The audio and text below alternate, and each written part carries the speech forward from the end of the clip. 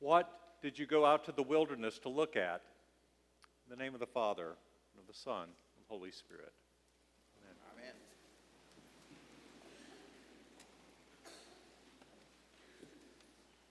Where the Wild Things Are was not the original title of the award-winning children's storybook that was written and illustrated by Maurice Sendak in 1963.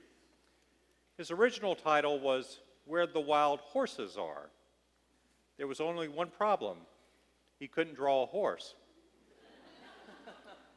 So he decided instead of horses, he would substitute monsters. But what sort of monsters? Maurice first thought of griffins and gargoyles, but they would be borrowed monsters because they didn't come out of him. He recalled, then very gradually, these other creatures began to appear on my drawing paper, and I knew right away they were my relatives. They were my uncles and aunts. It wasn't that they were monstrous people. It was simply that I didn't care for them when I was a child. Because they were rude, and because they ruined every Sunday. They pinched us and poked us and said those tedious, boring things that grown-ups say like, "You're so cute, I could just eat you up." My sister, my brother, and I sat there in total dismay and rage. The only fun we had was later, giggling over their grotesque faces. Maurice's memory shows that the things many of us adults do and say that we think of as quaint and nice and cute could be seen by a child as scary, terrifying, and even grotesque. In today's gospel, Jesus asked the crowd, "What did you go out into the wilderness to look at? A reed shaken by the wind?" Some believe that this meant that people were going out to the wild desert country to see John the Baptist because of the strange diet we heard about last week of locusts and wild honey. They wonder if he may have been a curiosity for some, an emaciated, thin as a rail, freakish, holy man. The people said they were going out to the wilderness to look at God, but in reality, they were going out there to look at the grotesque. The story Maurice later wrote goes like this. Young Max wore his wolf suit and got into all sorts of mischief until his mother called him Wild Thing. Max threatened to eat her up and was sent off to bed without his supper.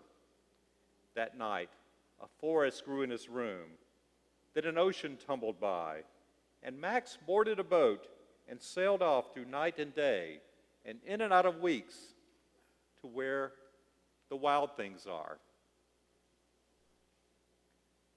John the Baptist did not start out where the wild things are. He was born in Ein Kerem, a lush, beautiful mountaintop villa a few miles outside of Jerusalem. John gave up a lot to go to the wild desert country. His father was a priest in the great temple of Jerusalem, and John's expected path would have been to follow in his father's footsteps in the priesthood and inherit his family's estate in Ein Kerem. Instead, John went to live in the wilderness. He had been given a special task to prepare the way of the Lord, to prepare the people for the coming of the Messiah. Throughout the Bible and throughout our lives, the place people go for preparation is the wilderness. After escaping from Egypt, the Hebrew slaves prepared to enter the Promised Land by wandering for 40 years in the wilderness. Jesus himself prepared for his public ministry by encountering temptations for 40 days in the wilderness. A way to look at this season of Advent, in fact, a way to look at our whole Christian journey, is to see it as a pilgrimage. Pilgrimage is not just traveling to a place or traveling aimlessly through life. In pilgrimage, the journey is just as important, perhaps more important, than where we're going. Pilgrimage is a pathway that opens our heart to change as our heart finds its true home. We are now in the most important time in our pilgrimage, the time of preparation, our time in the wilderness. Sarah York, in her book Pilgrim Heart, describes this part of our journey.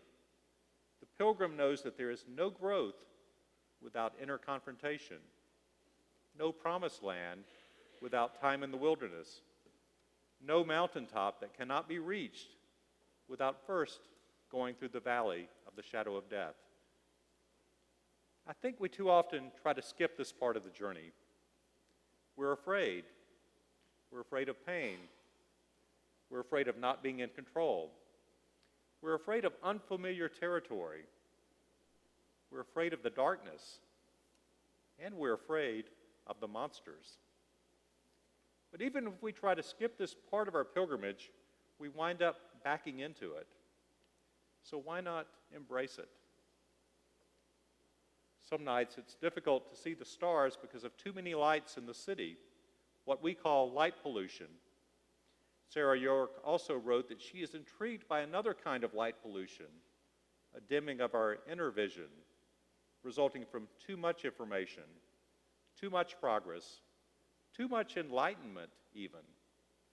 Instead of enlightenment, she calls us to enter endarkenment, a time to reflect on the mystery and a time to live the questions.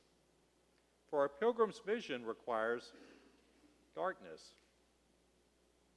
This pilgrimage time in the wilderness is also a leveling time. We can't carry our houses or our cars in our backpacks.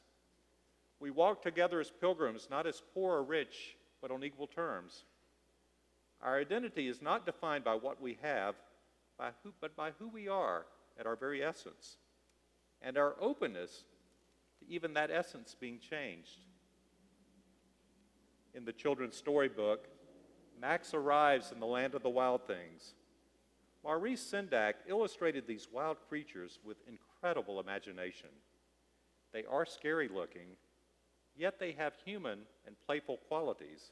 After all, they were patterned on his relatives. If you look closely, you will see that one of them has human feet. When Max arrived, the wild things gnashed their terrible teeth and rolled their terrible eyes and showed their terrible claws. But Max tamed them by telling them to be still as he stared into their eyes without blinking once. They made Max king of the wild things, even though they gave him the power to rule them and to send them off to bed without their supper. Max was lonely, and he wanted to go home. Notice how he tamed the monsters. He stared at them and said, "Be still." The monsters may have seen in his eyes and heard in his voice not only the bravery of Max, but the goodness of Max, the goodness he was beginning to find in himself.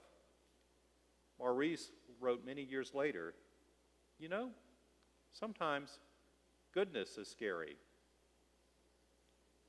They all celebrated that goodness with a party that Maurice called a rumpus. Like the people going to see John the Baptist, Max went to the wilderness to look at the wild things. But he discovered that what he was going to look at was less important than what he was going to look for.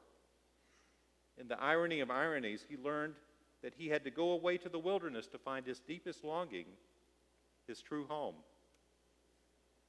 We too long for home. But we discovered that our true home is not a place. In the wilderness, John the Baptist stares at us, tells us to be still, and points us to Christ. Only he can fill the aching and the longing in our hearts with joy, with peace, and with hope. He is our true home. Max sailed back over a year, and in and out of weeks, and through a day, and into the night of his very own room, where he found his supper waiting for him, and it was still hot. Sarah York writes, "In the land of the wild things, Max not only tames the terrible beast, but he enters the place in his own lonely heart that wants to return home. So he sails back across time into his own room, where nothing has changed except him. These final days of Advent are times for us to make a pilgrimage in the wilderness.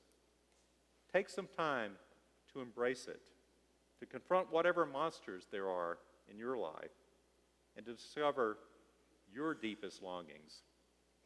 Go there and find your true home in a pilgrimage toward and in the coming Christ, out where the wild things are.